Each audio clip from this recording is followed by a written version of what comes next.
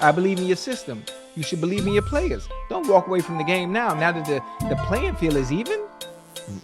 Why do that? Don't do that. Because at the NFL level, everybody gets a check each week, don't they? Right.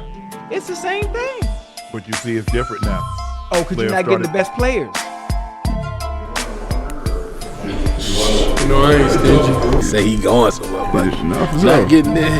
Not the boys getting this far. Nah, for sure. Where we going? You can't go nowhere. Going to get more rings and things.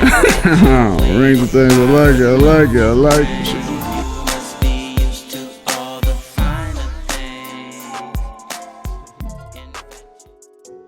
And so here we go again, back with another one. Welcome to the Dark Times channel. Recently, Nick Saban decided to step down and step away from college football. And Shannon Sharpe and Ocho Cinco chimed in on it. And they said everything that everybody was already thinking. Saban said, I thought we could have a hell of a team next year. And then maybe 70-80% of the players you talk to, and all they want to know are two things. What assurance do I have that I'm going to play? Because they're thinking about transferring, and how much money are you going to pay me? Saban questioned whether the new goal for college football players might be to make as much money in college as possible, and said that wasn't necessarily wrong. I'm not saying I'm not saying that's bad, but it wasn't what propelled his team to success over the years. The way he sees it, the driver has always been personal development, academic achievement, and preparing for the NFL. And so I don't believe that for 1 second. I don't think it's ever been about personal achievement and academic development. National title, yeah, I buy that. That serves Nick Saban. That serves his coaching staff. How many players playing for Nick Saban that wanted to transfer but couldn't transfer? Or if they transferred in the past, they would have to sit out and wait a year. And then on top of that, what's Nick Saban going to say about me when I leave, if I leave? Right. I told you when it first came out, when he said he was going to retire, or there were rumblings of him going to retire. You can't compete.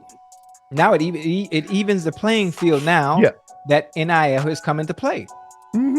And let's say there was NIL before, just nobody talked about it. Yeah. Nobody said it. Everything was done under the table. Yeah. So Chad Johnson's absolutely right. There's always been a form of NIL. And now everybody's got their fair shot at the number one recruit, as long as the bag is right. Where did everybody want to go play?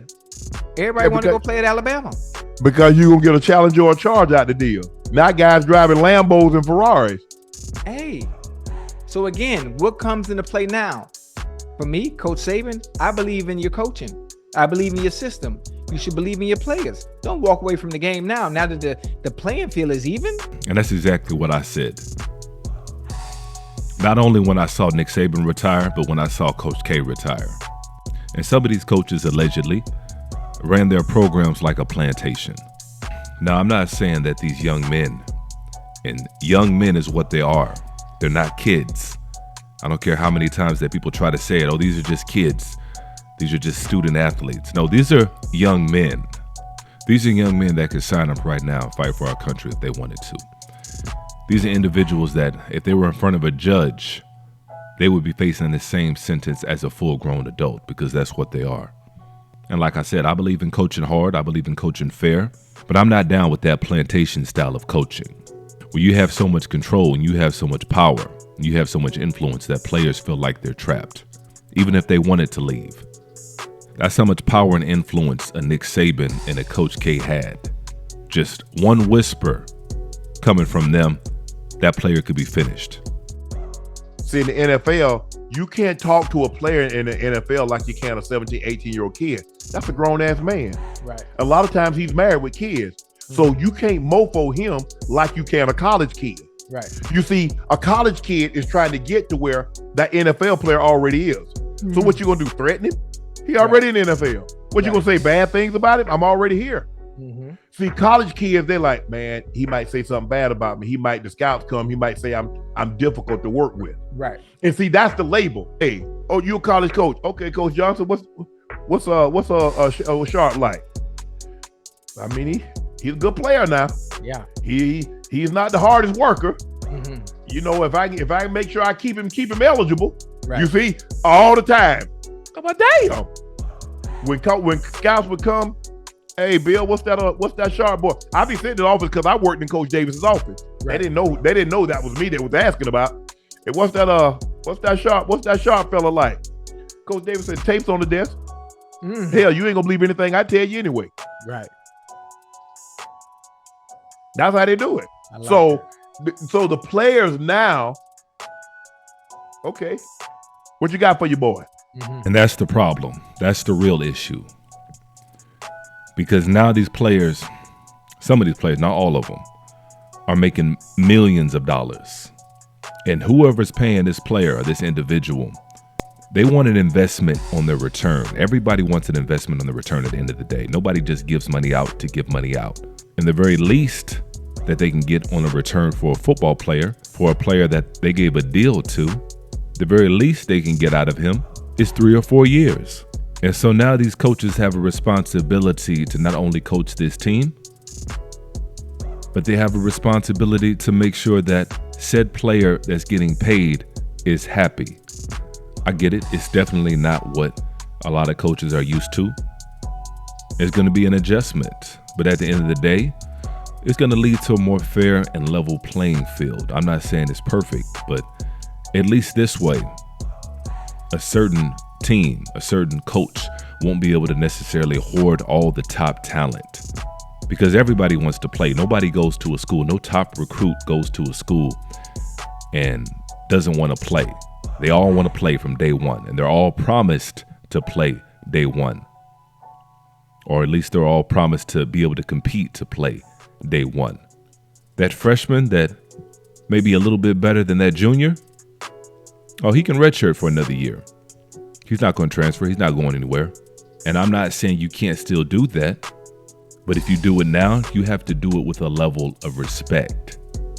You have to treat these players like men, because that's what they are. You have to have an honest conversation with these players. And that's what a lot of these coaches don't want to do. They don't want to treat them like men. They want to treat them like boys. Everybody want to go play at Alabama. Because you're going to get a Challenger or a Charge out the deal. Now guys driving Lambos and Ferraris. Hey, so again, what comes into play now? For me, Coach Saban, I believe in your coaching. I believe in your system. You should believe in your players. Don't walk away from the game now that the playing field is even. Mm-mm. Why do that? Don't do that. Because at the NFL level, everybody gets a check each week, don't they? Right. But you still got to coach them up and get them boys prepared to play every Saturday. It's the same thing. But you see, it's different now. Oh, because you're not getting the best players. See, is that the problem? But see, here's the thing. In college, the coach always had the authority, because the college coach made way more. Well, the players wasn't supposed to be making anything, but they're making money. Shout out to Shannon Sharpe and Ocho Cinco. I know they said all that they could say. I'm surprised they said this much, because a lot of people are pretty silent on this particular issue. They're kind of letting Nick Saban ride off into the sunset and act like he didn't do what he did for a reason. We all know why he retired. We all know why he skipped out. When the playing field is even, that's not fair. And y'all know what I'm talking about when I say that. And so it's going to be interesting to see where college sports goes from here with the NIL. It's going to be real interesting, because I know a lot of individuals that can't stand watching professional sports, in particular basketball in the NFL. Now, you can take that how you want it. And you ask them why, and they can't tell you. They'll try to make us some excuse off the top of their head, but they don't have a reason other than the fact that they can't stand certain individuals making millions of dollars. When they're out there on Saturdays working for free, or at least they're under the illusion that a lot of these players are working for free, the fans are as happy as can be. You might as well be back on the plantation. They are as happy as can be. They have no problem rooting for these young men, cheering for them, crying for them, and everything else. And so, like I said, it's going to be interesting to see where college football goes from here. But that's all I had on this one. Make sure you guys go ahead and comment in the comment section. And as usual, peace and chaos.